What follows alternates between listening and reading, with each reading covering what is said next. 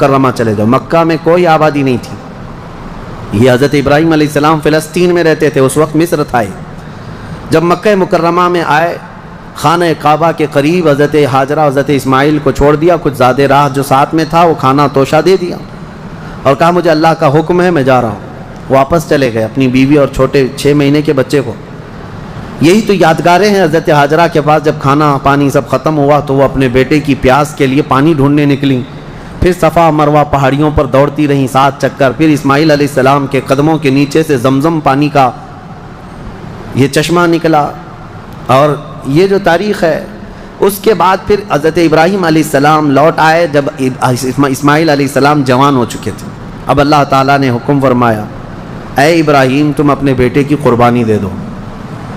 ایک تو 100 سال کے بعد بیٹا دیا گیا ہے، لیکن اللہ تعالیٰ فرماتا ہے کہ تم اس کو اللہ کی راہ میں قربان کر دو۔ نبی کا خواب سچا خواب ہوتا ہے، عام لوگوں کی طرح نہیں۔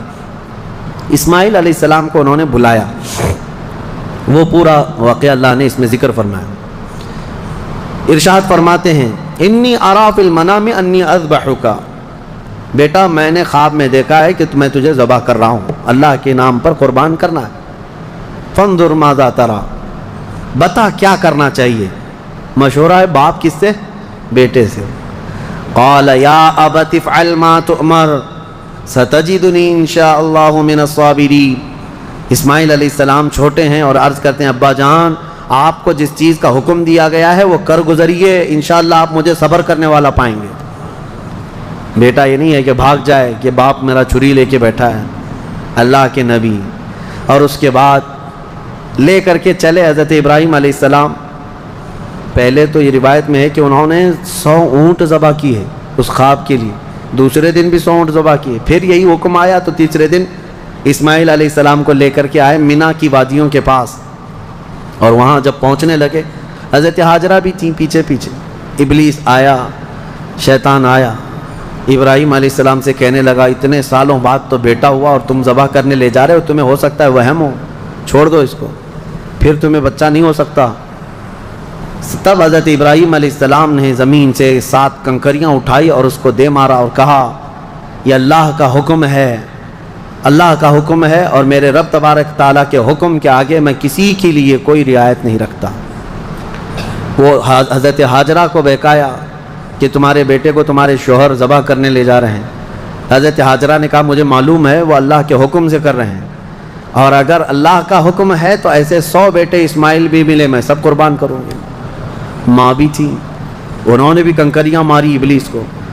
آخری حضرت اسماعیل علیہ السلام کے پاس آیا، کہا تجھے پتہ ہے تیرے باپ کیسے تجھے کاٹیں گے، کیسے ذبح کریں گے؟ حضرت اسماعیل علیہ السلام نے کہا ابلیس، کنکریاں ماری اور کہا میرے باپ عام آدمی نہیں، اللہ کے نبی ہیں، وہ جو کرتے ہیں وہ اپنی مرضی سے نہیں اللہ کے حکم سے کرتے ہیں۔ سب جگہ سے مایوس گیا ابلیس لعین۔ آج بھی وہاں 3 پتھروں کو جو حاجی کنکریاں مارتے ہیں وہ انہی بزرگوں کی نشانی ہے، انہی 3 بزرگوں کی نشانی ہے۔ اب جب لٹایا حضرت ابراہیم علیہ السلام نے تو کس طریقے سے اسماعیل علیہ السلام خود عرض کرتے ہیں کہ ابا جان اپنی آنکھوں پر پٹی ڈال لیجیے آپ، کہ مجھے کاٹتے ہوئے دیکھ کر، خون دیکھ کر باپ کی محبت غالب نہ آ جائے اور کہیں آپ اللہ کے حکم کے خلاف نہ ہو جائے، آپ چھری روک لیں، آپ آنکھوں پہ پٹی ڈالیں اور میرے ہاتھ پیر کو رسی سے باندھ دیں کہ میں تڑپتا نہ دیکھیں آپ۔ ایسے ہی ہوا، حضرت ابراہیم علیہ السلام نے پٹی ڈال لی آنکھ پر اور ان کے ہاتھ پیر باندھ دیے گئے۔ یہ ذبح کرنے کا وقت ہے۔ بھلا کیا رب تبارک و تعالیٰ بھی کسی کے عزیز کو ذبح کرنے کا حکم اس طرح دے گا؟ یہ تو امتحان تھا، امتحان تھا۔ حضرت ابراہیم علیہ السلام گردن پر چھری رکھتے ہیں لیکن وہ چھری چلتی نہیں، بڑی تیز چھری لائی تھی انہوں نے، چھری نہیں چلتی۔ روایات میں ملتا ہے کہ حضرت ابراہیم علیہ السلام نے اس چھری کو پتھر پر یوں مارا تو پتھر 2 ٹکڑے ہو گئے، کٹ کے 2 ٹکڑے ہو گیا، لیکن گلا نرم و نازک اس چھری سے نہیں کٹتا تھا۔ ایک بات یاد رکھو مسلمانوں، ہمیشہ چھری کی تاثیر ہے کاٹنا، آگ کی تاثیر ہے جلانا، لیکن ہمیشہ ایک بات یاد رکھیں، چھری کاٹے گی بھی، آگ جلائے گی بھی اس وقت جب اللہ کی مرضی ہوگی۔ ہمارا عقیدہ یہ ہے، تقدیر، ہاں ان کی تاثیر ہے، یہ کام یہی کریں گے، لیکن اس کے ساتھ ہمارا عقیدہ یہ ہے اگر میرا مولا نہ چاہے تو پھر جتنی تیز چھری ہی کیوں نہ ہو نہ کاٹ سکے گی، جتنی تیز آگ ہی کیوں نہ ہو نہ جلا سکے گی، اور اگر مولا کی مرضی ہے تو پھر یہ چیزیں اپنا اثر دکھائیں گی، باقی ان کا اثر اللہ کی مرضی کے بغیر کچھ نہیں۔ چھری جیسی ہی گردن پر رکھی، اللہ کا حکم ہوا جبرائیل جاؤ جنت سے ایک دمبا لے کر جاؤ، میرے ابراہیم کا امتحان ہو گیا اور کامیاب ہوئے، ان کے بیٹے اسماعیل کو ہٹاؤ اور دمبا رکھو۔ جبرائیل امین علیہ السلام سب سے تیز سفر کرتے ہوئے دنیا میں 3 بار آئے ہیں، سب سے تیز۔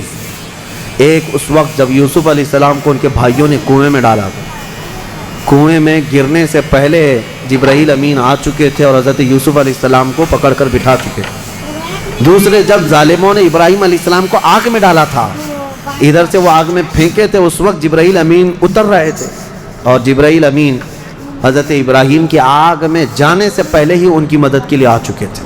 اور تیسرے یہ جب اسماعیل علیہ السلام کی گردن پر چھری رکھ چکے تھے، کون؟ ابراہیم علیہ السلام، اور چھری ہلانے سے پہلے جبرائیل امین آ کر کے ان کو اٹھا چکے تھے۔ وہ جبرائیل امین کی رفتار ہے جو میرے مصطفیٰ کے قدموں کا بوسہ دیا کرتے ہیں۔ یہ جبرائیل کی رفتار ہے جو رسول اللہ کے قدموں کا بوسہ دیتے ہیں، جو قدمہ ہے رسول کا بوسہ لے کر سدرہ کا مکی اتنا تیز رفتار ہے، تو میرے مصطفیٰ کی رفتار کا عالم کیا ہے؟ میرے عزیزو، اس کے بعد جب یہ دمبا ذبح ہو گیا، ابراہیم علیہ السلام نے پٹی نکالی، دیکھا بیٹا سلامت ہے، بکرا ذبح ہو گیا ہے۔ قرآن میں اللہ فرماتا ہے وَنَادَيْنَاهُ أَن يَا إِبْرَاهِيمُ قَدْ صَدَّقْتَ الرُّؤْيَا إِنَّا كَذَلِكَ نَجْزِي الْمُحْسِنِينَ۔ ہم نے پکارا اے ابراہیم، تم نے ہمارے حکم کو سچ کر دکھایا اور ہم ایسے ہی اچھا کرنے والوں کو بدلہ دیتے ہیں۔ وَفَدَيْنَاهُ بِذِبْحٍ عَظِيمٍ، پھر ان کو لقب دیا گیا کہ وہ ذبح عظیم ہے۔ کیا ہے؟ ذبح عظیم۔ اب یہاں پر ایک مسئلہ ہے یہودیوں کا۔ یہودی جو ہے اتنے سالوں سے اسی گھن چکر میں ہیں، وہ یہ نہیں مانتے قربانی ہوئی ہے، قربانی ہوئی ہے یہ مانتے ہیں، ابراہیم علیہ السلام نے اپنے بیٹے کی قربانی کی ہے یہ مانتے ہیں، لیکن وہ اسماعیل علیہ السلام نہیں تھے، وہ اسحاق علیہ السلام تھے، کیونکہ ان کے باپ ہیں، اسحاق علیہ السلام کی اولاد میں ہے نا یہ لوگ بنی اسرائیل، تو کہتے ہیں جو ذبح ہوئے تھے وہ اسحاق علیہ السلام تھے، اسماعیل علیہ السلام نہیں۔